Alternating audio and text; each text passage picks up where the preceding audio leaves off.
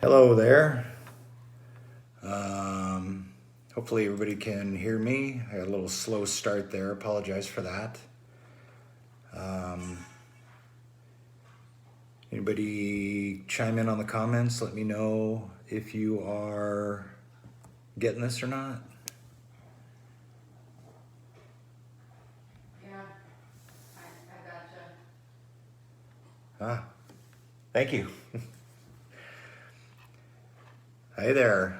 Slow start. Apologize about that. Let me wait just one more minute, make sure everybody's tuned in and not having the same technical problems that I had. It's really awesome that Facebook decides to change how they do stuff on what seems to be a daily basis. So finding where they hid stuff is always a little aggravating. So hold on 1 minute.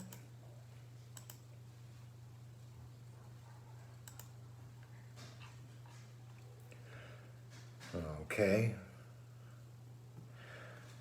Alrighty. Let's get started here. It's a couple minutes after 6. Apologize again for being late. Don't hold it against me. Thank you, everybody, for tuning in. Hello, everyone. Having some problems seeing the comments section because I'm not smart enough to figure out Meta. So if I missed some of your comments, I apologize. Thank you again for tuning in. My name is Jason. I am the race director, and I'm just one of the members of the board of Badger. Thank you, Dave, for commenting on my shiny head. I appreciate that. I can see him on here, so thank you. It's my lovely better half helping me stumble through life. Badger Mountain Challenge started in 2011. This is the 11th year, if you don't count COVID. I still count that year as a year that happened because we did 99% of the work to get ready for the race, and then it didn't happen. We had to pull the plug. So as far as I'm concerned, this is the 11th year of the race. Badger was my very first 100-miler that I finished. It wasn't my first attempt, but it was my first finish. I can't see the comments now. Thank you, Dave. There's proof right there. There's my buckle from 2011. Just goes to show you that anybody can do it with some dogged determination. Thank you, Ben. I am the worst race director ever. I can't even figure out Facebook. But Badger is a very special race. It's local. It's all volunteer. It was started by my good friend Brandon, who was the director for the first 4 years from 2011 through 14. And I took over in 2015 because he had to move away for work. And I've been directing it ever since. So it's very near and dear to me. It's a local celebration of our trails that are very close to town. And to put it bluntly, we may not have complete access to one day because of development, because of agriculture, private property uses, things like that. So lots of other trail races use, national forest and wide open spaces far away from town, which is awesome, and I love those races. But the point of Badger is to celebrate these trails and open spaces that are very close to town while we have them, because they're being gobbled up. And case in point, we have 2 detours on the race course this year that we'll cover later on when I go over the map. But there's 2 sections that have been detoured because of one for farming and the other one for gravel pit. So first rule, if you've read the rules on the webpage, first rule, number 1 rule that I stick to every year is thank a volunteer. Thank all the volunteers every single time, no matter how crappy you feel or how bad your attitude is, or how cold and wet you are, or how bad your feet hurt. Be gracious to the volunteers. Most of them have run this before. Most of them have been doing this job for years of volunteering and helping out. They're using their free time and their gas money and their patience to help you succeed in your goal. So if you feel like being snappy with someone, you can yell at me if you want, or you can yell at your pacer or your family, but do not yell at the volunteers. They are my absolute favorite, and without them, this race would not happen. Everyone in this race is a volunteer, including me, so treat them all nicely and accordingly. And then come back and volunteer next year, please, if you're not going to run it. And the cool thing about Badger is, since it's a 2-day race, you can volunteer one day and race the other. So that's awesome. The volunteer meeting, if you are a volunteer or if you have family that is volunteering, is going to be this coming Thursday at 6 o'clock. And it's going to also be a Facebook Live event, which shouldn't be as clumsily started at the beginning. And also an in-person meeting. And that meeting will be at the Trailhead Park in Richland, where the start is. And that's where we'll be handing out gear and giving a speech and a talk and all that stuff, and distributing gear, water, tables, that kind of stuff. But if you can't attend that, then please tune in on Facebook.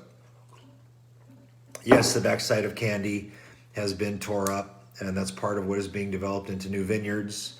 But the owners are amazing people, and they are very cool and very supportive of the race, and they are willing to let us cross through their private property year after year after year, and they are again this year. So if you see anybody out there working while you're crossing down the backside of Candy Mountain, smile and wave and be nice, and remember that you are on private property. Once you drop off the backside of Candy and go down towards the culvert, that is private property. So be gracious and be thankful, and don't be snotty. What was that last comment I saw? Best volunteers, worst race director. You nailed it, Lance. That's exactly right.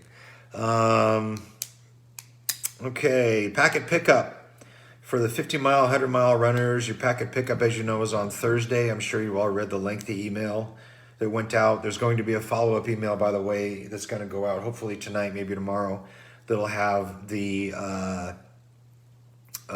Wave sign-up sheet. You can pick your Wave start. We'll talk about that later. But yeah, packet pickup is noon to 7 o'clock on Thursday at Runner Soul, the best shoe store in Eastern Washington. Your email that went out said that it's going to be a drive-through like prior years. But this year we have switched back to, this is contrary to what you saw in the email, we're switching back to walk-in. So you can go ahead and park. And Dave want to know if I'm drinking a beer this year. Of course I am. Yes, you can park and go into Runner's Soul and buy shoes, buy socks, lube, whatever you might need, some extra gels or something, whatever strikes your fancy. You can go ahead and buy stuff there. Please support them. They've supported us every single year. And Scott, the owner of Runner's Soul, is also the co-race director. He puts on pretty much does all the legwork for the 15K. So be sure and thank him and patronize his store. He's a great guy. If you're doing the 55K race, your packet pickup, as you know, is on Friday. So go get your stuff there. Please, if you absolutely can't make it to Runner's Soul for either race, then show up early at the start. You want to get there at least an extra 15-20 minutes early if you haven't got your packet, so you can wait in the packet pickup line, which is different than the check-in table. There's going to be 2 tables at the start on both days, packet pickup and check-in table. So everyone has to check in. I say this until I'm blue in the face, and I'll say it 5 more times. Even if you picked up your packet on Thursday or early Friday for 55K runners, even if you got, was a burp, excuse me, even if you got your packet the day before, you have to check in on race morning. Excuse me. Sorry, Mom. be sure and check in. You have to check in, otherwise you will not be on the starting roster. Everybody has to check in or you'll be marked as a DNS. So make sure to check in on race morning. That goes for everyone except the 15K runners. So you don't got to worry about that. Everyone is chipped. Everyone's bibs are chipped. So regarding the wave starts, that's the next topic. Regarding the wave starts, if you miss your wave, it doesn't matter because you're chipped, because your time doesn't start until after you cross the starting mat. It's just like last year. We didn't used to have chips in the ultra distance runners' bibs, but this year they are chipped, but they don't taste very good, so don't eat them. Lance is asking, can I pick up my Saturday packet at the same time as my Friday packet? Lance is one of those really, really goofy people who decided that he wanted to really punish himself and run Friday and Saturday. So I will make a note here, Lance, to get your 55K packet a day early, because you're probably not going to be in the mood to go there on Friday after you get done running the 50 miler. So everyone high five Lance when you see him, because he's not quite right in the head. Anyway, where was I at? Wave starts. The email, like I said, will be going out. I'll have a link to a spreadsheet, and you can go ahead and pick your wave start time. We're starting in waves of 50, and I hope for them to be about 3 to 5 minutes apart. Again, jump in a wave. If you don't know which one it is, we're going to try and get you organized into wave 1, 2, 3, 4, 5, whatever. We're not going to be really, really picky like last year because we don't have to, which leads to the next, yes, Lance is an overachiever, Christy. Why are we doing waves? The simple reason being that when the web page was set up back in October, November of last year, we were entering a brand new wave, as you know, a variant, and numbers were on the rise and everything was going south, and I was getting worried that we were going to have to cancel again. Thankfully, no. Thankfully, everything's cooled off. So the webpage has said that we're going to start in waves. All my permits, I have to get 4 different permits. All the language in my permit applications all said that we would be doing waves. And so those permits were all applied for. The federal permit I have to get for the BLM land, that was applied for in September of last year. So the reasoning for starting in waves is pretty simple. All my permits are counting on it, and there's certain people who want to start in waves. They enjoyed it last year. So that's the purpose of it. So regarding masks, if you read the email I sent out carefully, it said that masks should be worn while in groups. It's not going to be enforced or adhered to like it was last year. It's not a requirement. It is your personal choice at this point. You have the option of wearing one if you want to. And we'll discuss aid station etiquette later, but when we're standing around at the start, again, groups of 50, approximately 3 to 5 minutes apart for the start. And if you want to wear a mask, you certainly can, of course. And if you don't want to, you don't have to. So that's the way things are this year. Drop bags. Okay, next item. We're really motoring through. We're almost halfway done with my list of fun things. Drop bags. 50-mile and 100-mile runners, as usual, you're going to have your drop bag at either McBee or at the turnaround at the start finish. Apologize there.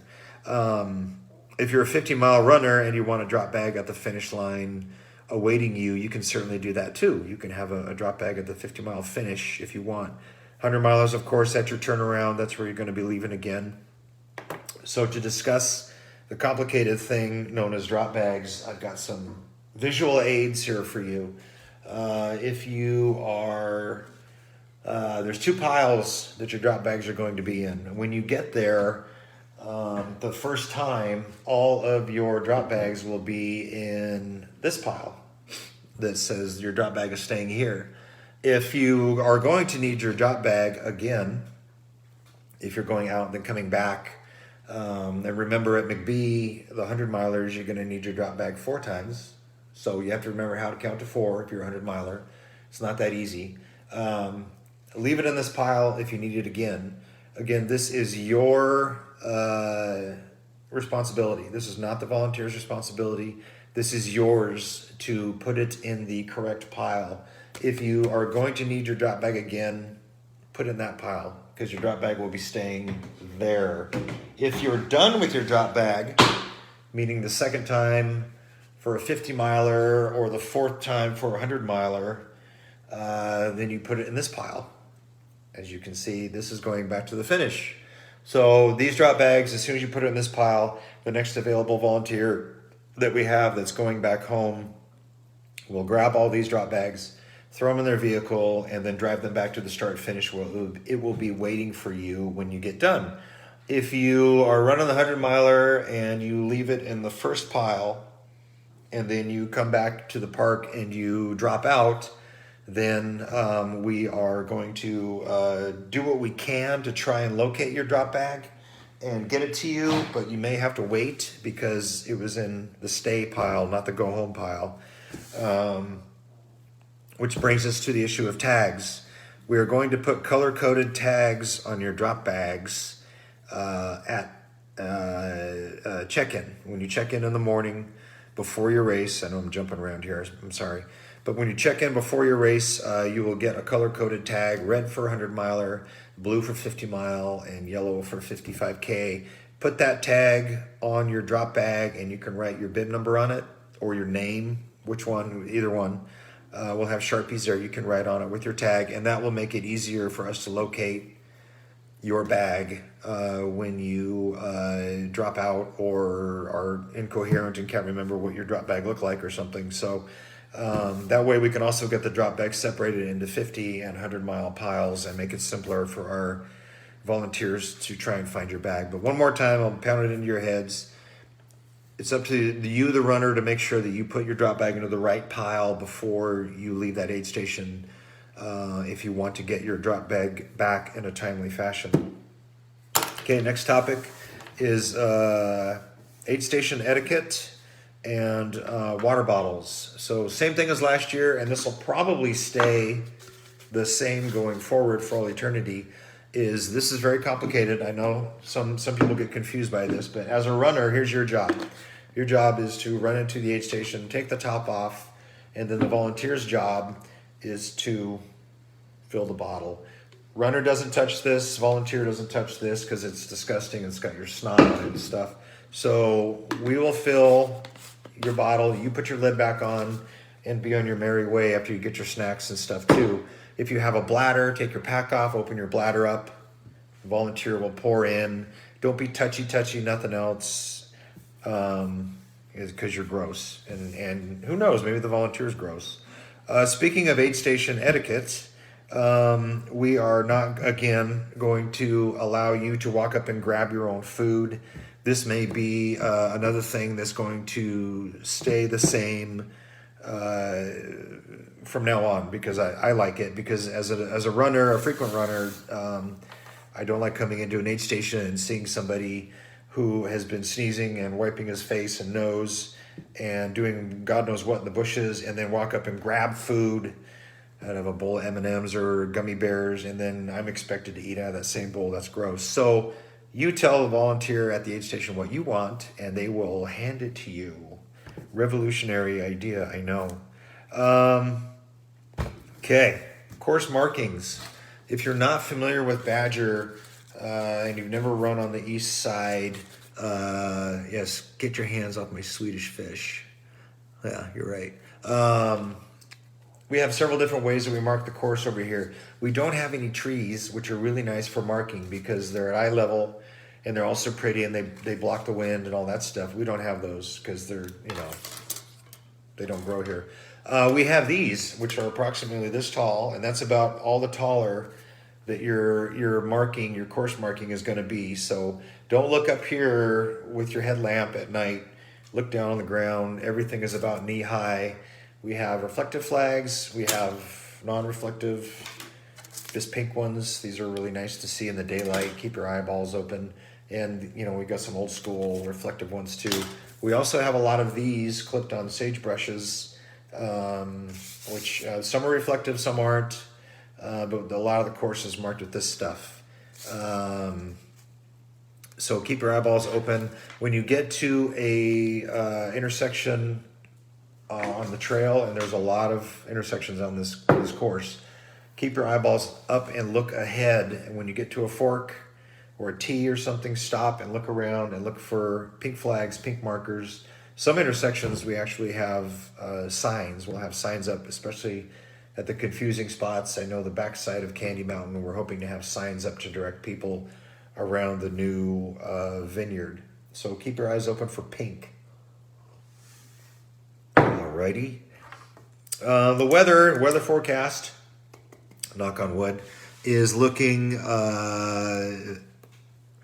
very non-badgerish. It's looking good. Temperatures in the high 60s, overcast, and no wind. And this, if that happens, this will be like our fourth year in a row, I think, of good weather, which we're way overdue for biblical hurricane type weather. So a lot of the dropouts, a lot of the toughness of this race comes from the poor weather. And I hate to let you down, but it's just not going to be that bad. So it's going to be a little breezy, I think, up on the ridge tops. It always is, of course. There's no trees, like I said. There's nothing to block the wind. So when you're at the McBee parking aid station, and if you're a little chilly down there, you're going to be freezing up top. I know, Joe. I jinxed it. I'm sorry. That's why I knocked on wood. Especially at night, if you're on your second loop and you're in the 100-miler and you're at McBee parking and you're not really feeling that cold, grab another layer, grab a hat. Trust me, you're gonna need it up on top of the ridge, because it's always windy up there and it's always 10-15 degrees cooler up there up on top of the ridge. I've been up there enough times, I know. So dress warm, even if you need to carry it in your pack, because going all the way out to Chandler and all the way back, which is about 8.5 miles up on top of the ridge on McBee, is a long haul when you're tired, moving slow, and frozen. Okay, all right. I've got Jeep Trails dust. I marked the Jeep Trails today. That's why I sound like this, and I'm stuffed up. So we'll get to the Jeep Trails here in a bit. But if you don't have any baby wipes packed, you're going to want to get some baby wipes. You're going to need it for your feet. I went through the Jeep Trails one trip through to market, and I got picked up on the other side, thankfully, by my lovely wife, because it took longer than expected, and my feet are beat up from just that one trip through. So remember, 50K and 50-mile runners, you're going through twice.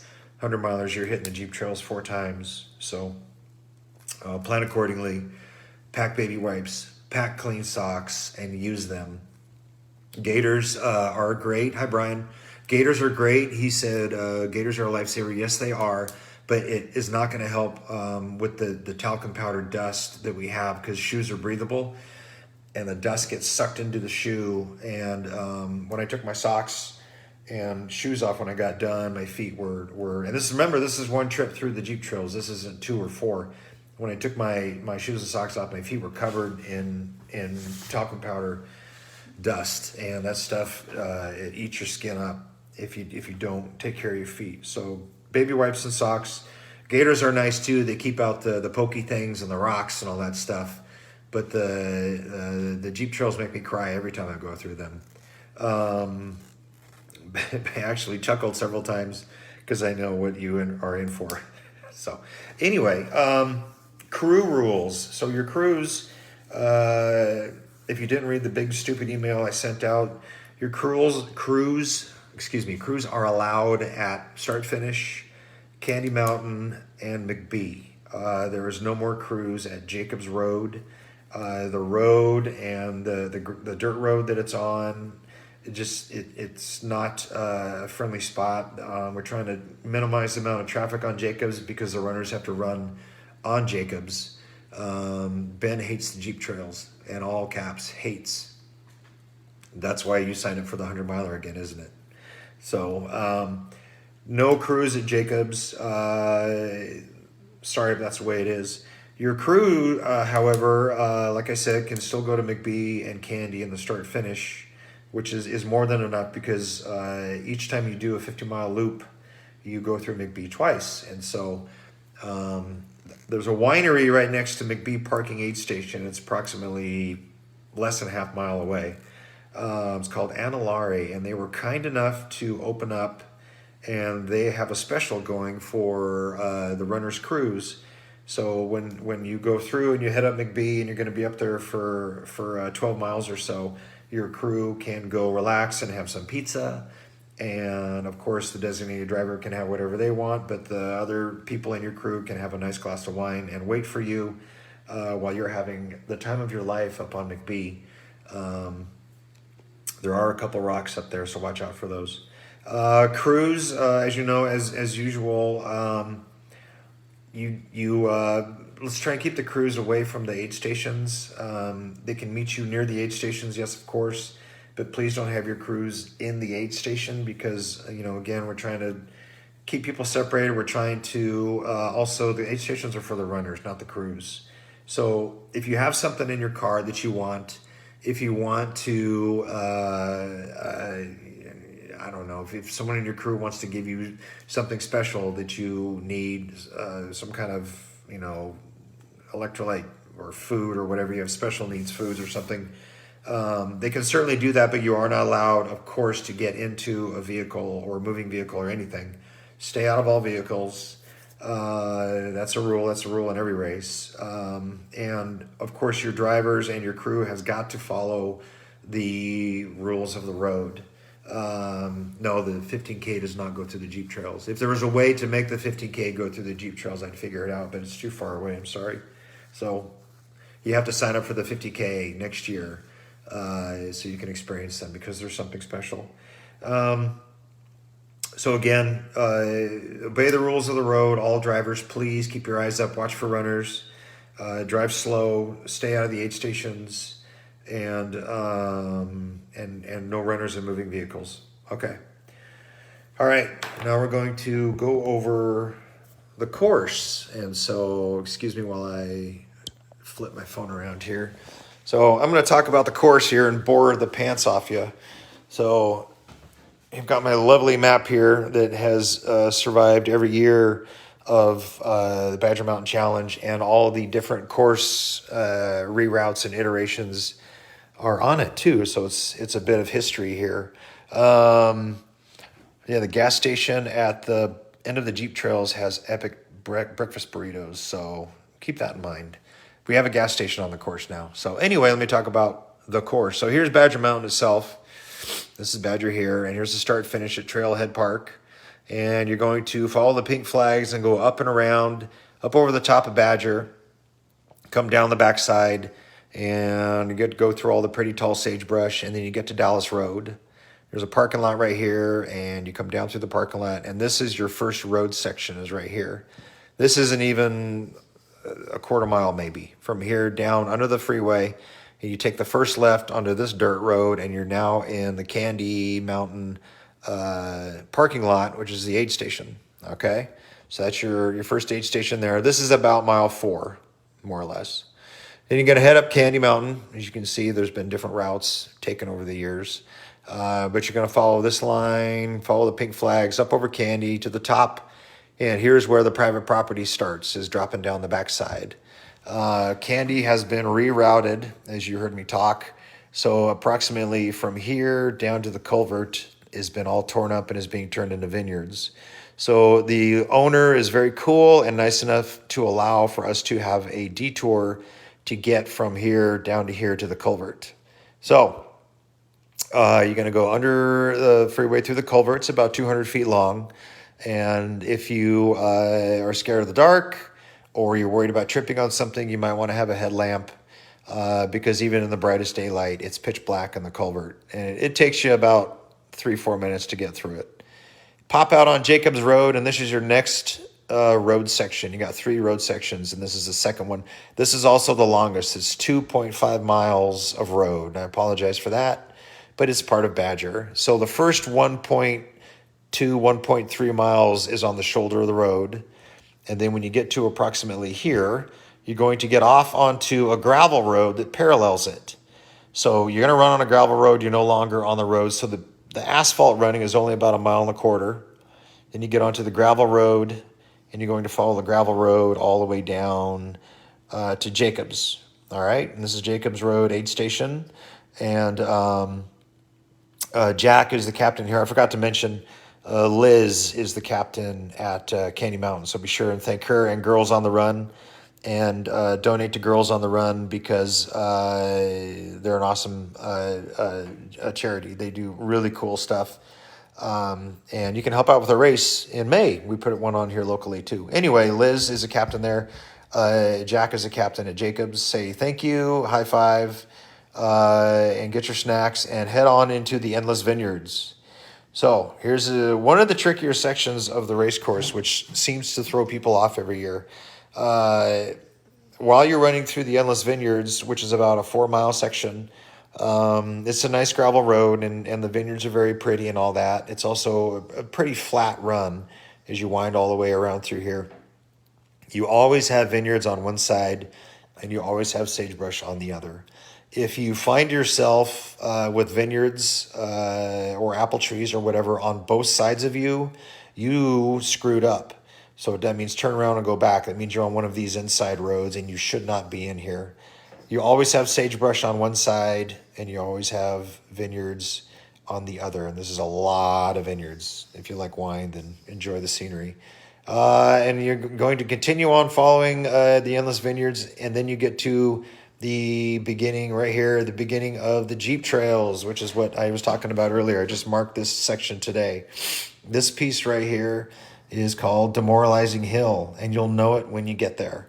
This is where you leave the Endless Vineyards and you start into the Jeep Trails. And they're fun. So enjoy the fun rolling hillsides of Eastern Washington. You're going to come to Orchard Aid Station here.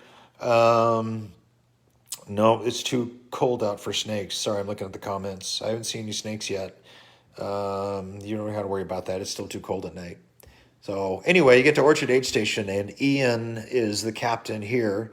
Ian's been helping out the race for years and years too, and he is a great guy.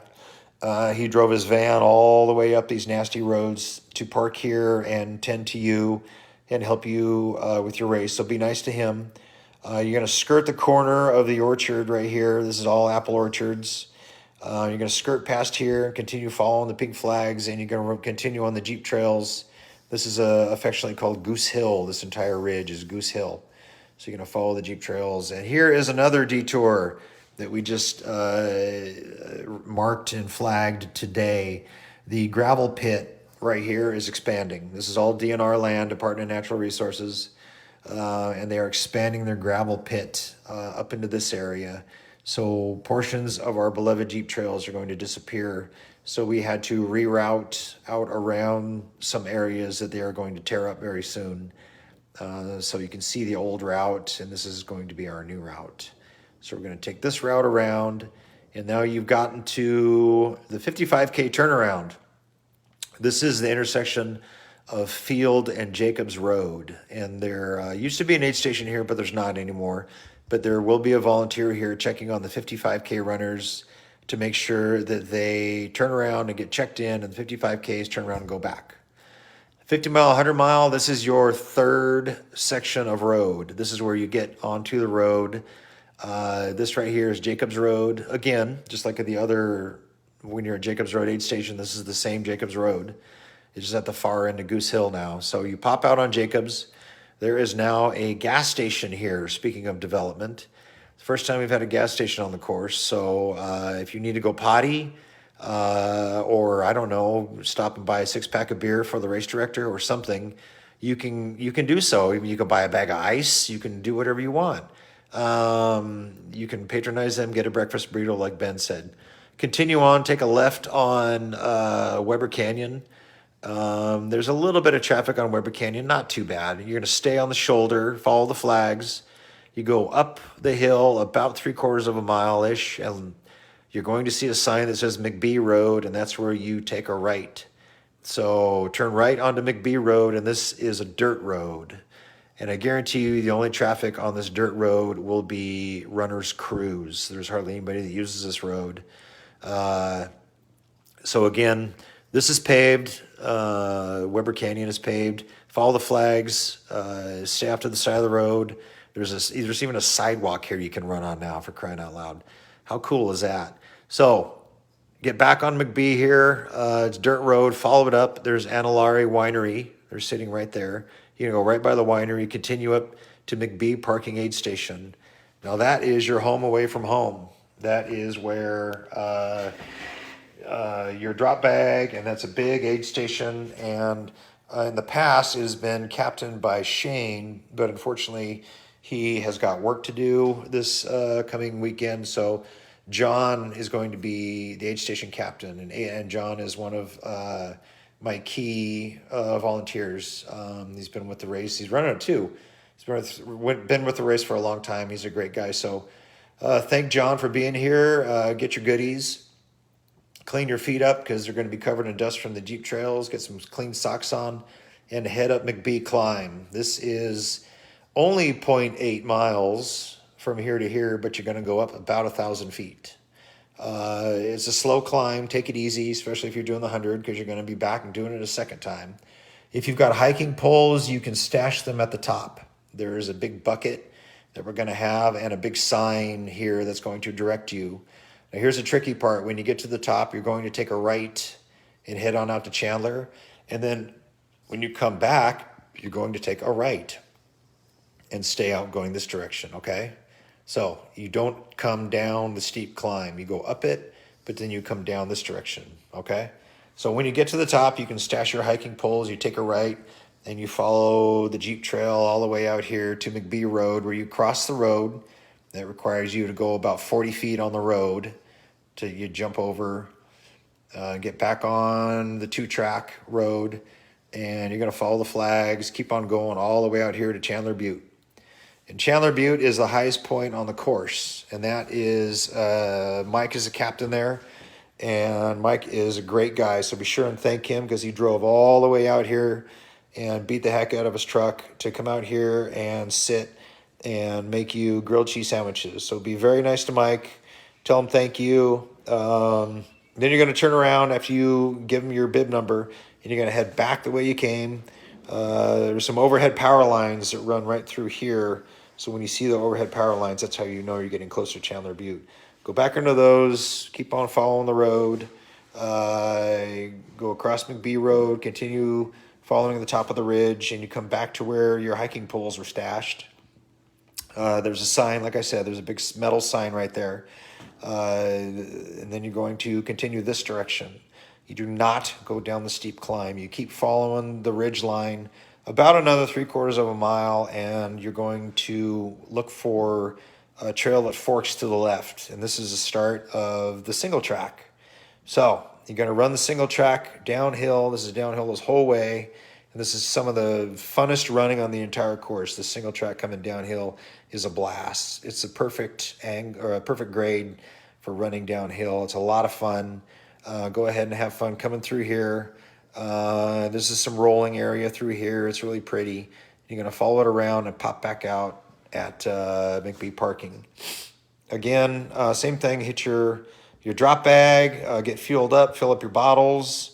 Don't sneeze in the bowl of M&Ms, and then head on back down the road, back down to back to Jacobs Road, and then back into the Jeep trails. So essentially, it's the same going all the way back as you did going out. So that is the excitement of the course map. Here, let me get you turned around. Okay. All right, headlamps. Okay, Okay, headlamps. You want to make sure to have a bright headlamp, especially if you're doing the 100 miler, because the course marking, the pink flags and stuff, as I showed you, are reflective. So if you don't have a bright headlamp, you're not going to see them very well, because pink flags are difficult to see in the middle of the night, because they when I get really tired, they turn gray, especially with all the dust and stuff. So make sure you have a nice bright headlamp. Make sure you have some spare batteries in your drop bag, or carry them in your pack or your vest or whatever. You don't want your flashlight to burn out. Sometimes some people carry two. They have a headlamp and also a handheld too. But make sure you've got some nice bright headlamps going on. And cool thing about headlamps is how bright they're getting. They're getting incredibly bright. But the sucky thing as a volunteer is when someone comes in and they blind you with it. So remember, when you roll into an aid station, either take it off or turn it off or flip it down or something, but don't shine it right in the volunteers' faces, because they're trying to make you food, and they're trying to be your friend, and they can't see. Okay, porta potties. We're just about done. Porta potties is a really important topic.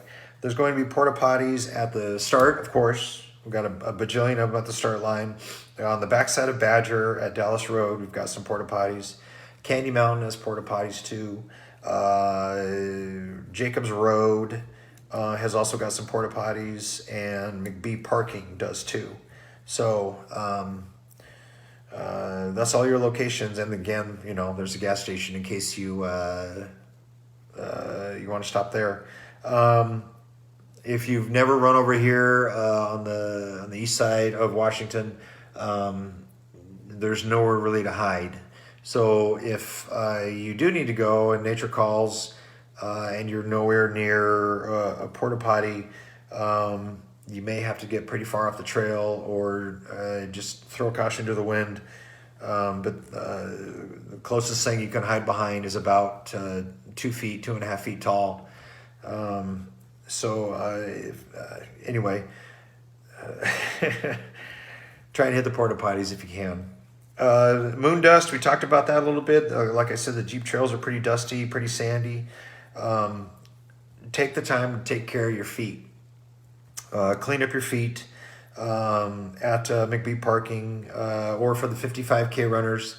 When you get through the Jeep trails and you're back at Jacobs Road, that's where your drop bag will be. You can clean up your feet, because you still have 10 miles to go over Candy, over Badger, to get back to the finish line. So at 55K runners, make sure you are taking care of your feet at Jacobs Road at your drop bag. Let's see. If you're a 100-mile runner and you are not feeling well, and you're coming into the 50-mile turnaround, and you know that your car is right there, and that if you drop out at 50 miles, you'll get a medal, and you'll get an official 50-mile finish. You won't get a DNF if you drop out of that park. It's not going to be an easy chore dropping out, though, because I will give you a bad time, and I will do everything in my power to make sure that you don't drop out, because that's one of the challenges of Badger is rolling into that 50-mile turnaround and knowing that you got to go back out. You got to face the Jeep trails again. You got to face Demoralizing Hill again. You got to face McBee again. And it's tough to do, because it's getting late, it's getting dark, and you're tired and maybe a little cold. But you have to come into the 50-mile turnaround with the mindset that you are going to leave. You do not come into the turnaround beating yourself up. Don't think about how bad your feet hurt. Don't think about your gut being upset. Don't think about you being cold or tired. You have to have it in your head that I am going to change my socks. I'm going to put on a warm jacket. I'm going to grab a bunch of food and fill my bottles, and I'm going to get the hell back out of Dodge, and I'm going to leave. I do not want you to drop out at 50 miles. I have kicked out runners from the 50-mile turnaround before that were trying to drop. I kicked them out, and they went on to finish. So keep that in mind that if you've got a spark left in you, you have got what it takes to go back out and do another 50. I know you can do it. I've seen the dead come back to life after eating and drinking and getting warmed back up in some dry clothes and putting on a nice warm jacket, and with the right attitude, I know that you can do this. So if you're going to finish on Saturday, if you're back of the packer 100 miler, like me, or if you're a 55K runner and you're finishing in the park on Saturday, doggy style hot dogs will be there again. And you can get your free hot dog if you're a 100 mile or a fast 100 miler or a 50 miler and you finish the day before. Come on back to the park and your bib is still good for a free hot dog, of course.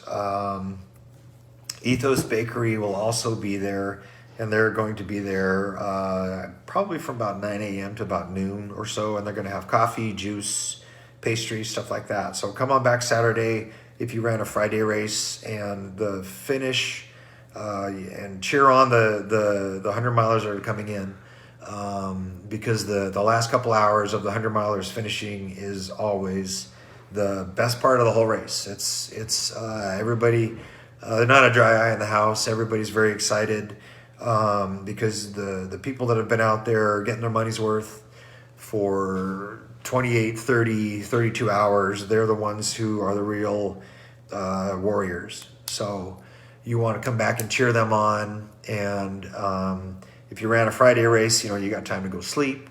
You can put on some warm clothes. You can come have a hot dog and some coffee, and you can make fun of me because I've been up all night. But you can also cheer on the 100 milers and the 50K runners and the 15K runners. There's some inspirational 15K runners too. They're pretty awesome. So come back, please, and cheer everybody on. And the weather, like I said, fingers crossed, is supposed to be amazing. So, the ruck. If you're in one of the ruck events, if you're doing the 15K ruck or the 50-mile ruck, you have the option, as you know, of carrying canned food or bagged food, bags of rice, something like that. You can carry food, and when you're done, you can donate it at the finish line. You can dump your rucksack into a big bin there of canned food, stuff like that. So if you're doing the ruck, please donate all that stuff, and the leftover race food will go to the food bank. So don't forget that if you're doing the ruck. And okay, I think that's everything. If you have questions, you can certainly start asking questions if you have any. Yes, Lance is doing both rucks. Lance, again, he's the special one. He already did the quad. He's got the quad jacket, and because we hatched a couple new events, the ruck distance, now he feels inclined to do those too. So thank you, Lance.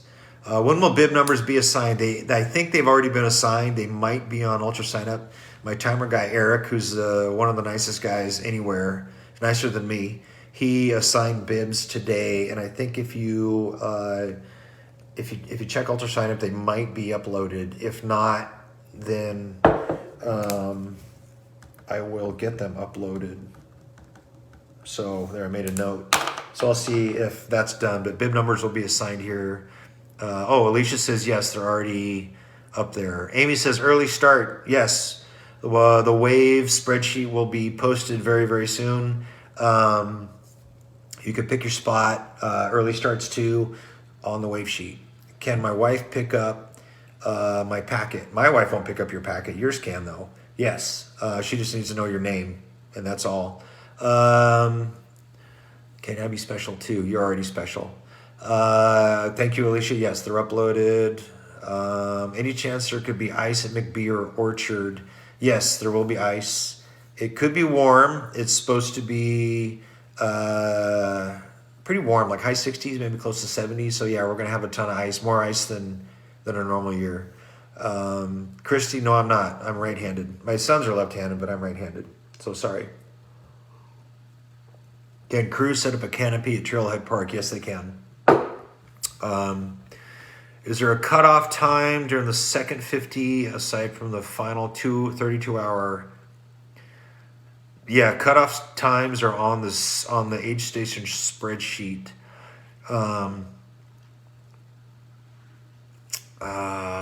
Yes, I believe that's on the Aid Station spreadsheet.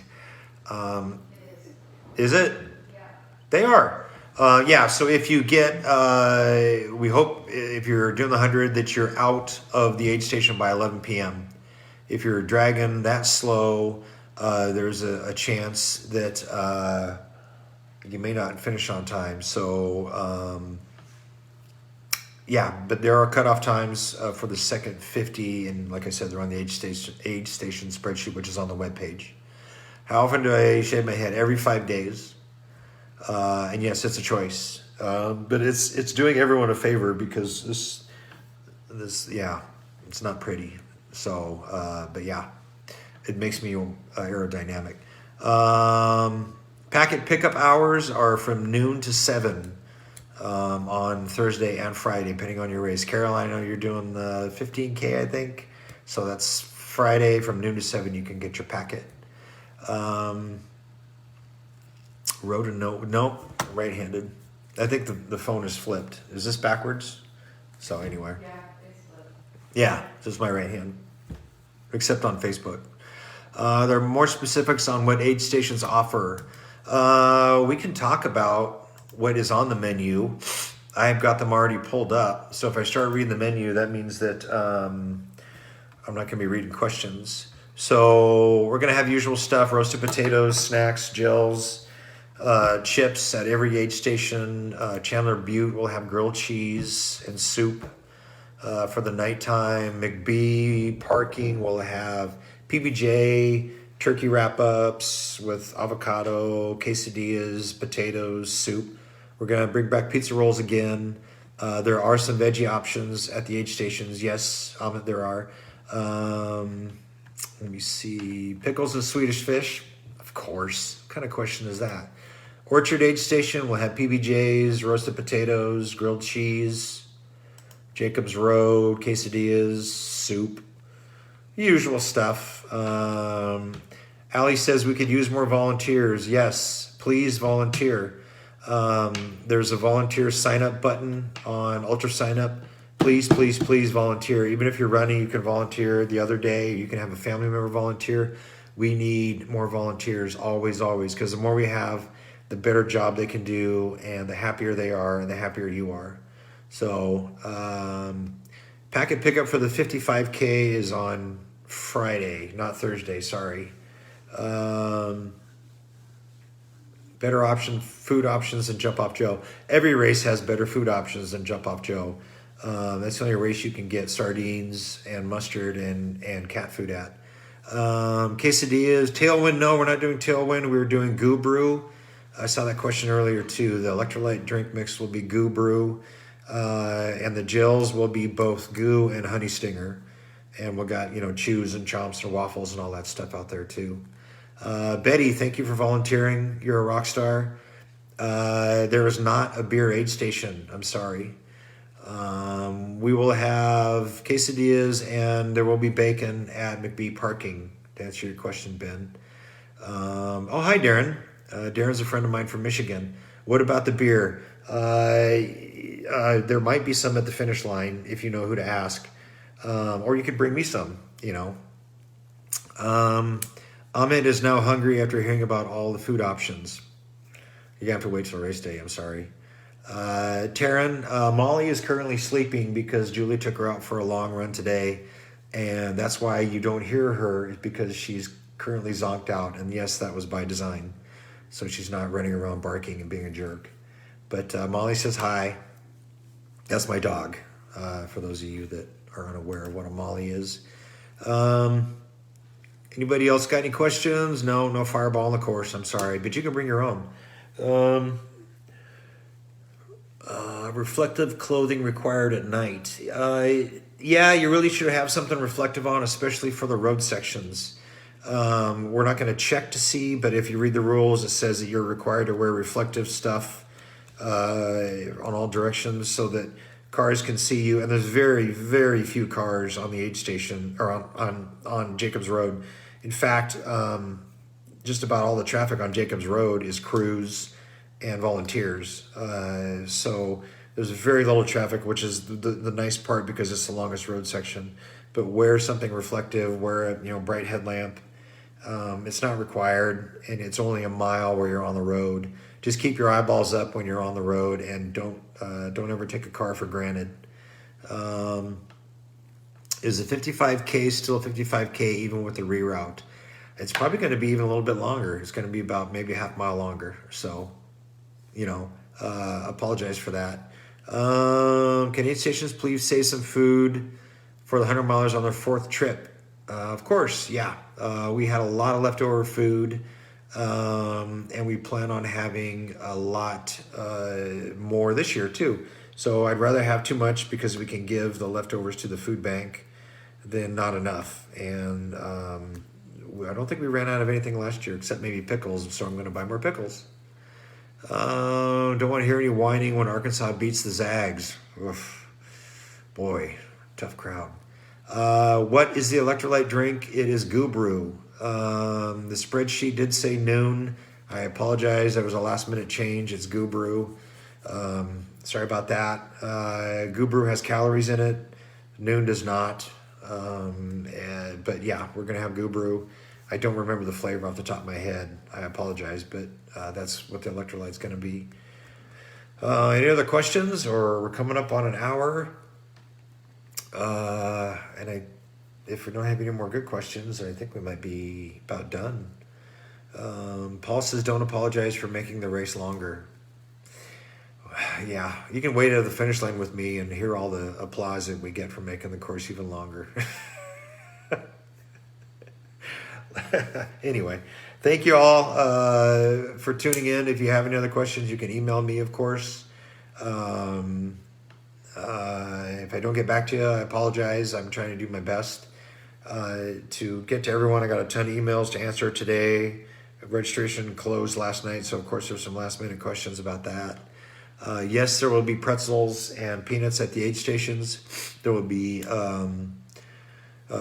trail mix, individual packages. We got the usual stuff, Oreos, crackers, that kind of junk. All the usual aid station stuff. Yes, we will have hot water at night for instant soup. Jacobs Road, I believe Orchard and McBee all have hot water. Thank you all. And I think we're about done. It was exactly an hour. So thank you for tuning in. You guys are all awesome. Remember to, yes, Fred, we have Honey Stinger again. Remember to thank all the volunteers and take care of yourself. Get lots of sleep this week. Pack baby wipes. Pack an extra layer. Pack a smile and remember to use it. Salt tablets at the aid stations. We have some S-caps and the goo version of S-caps, whatever they are. Yes, there's going to have all that stuff on there too. Okay, thank you all. And I think we're about done. So I will see you all on either Friday or Saturday. And get lots of rest. And thank you for everything. All right.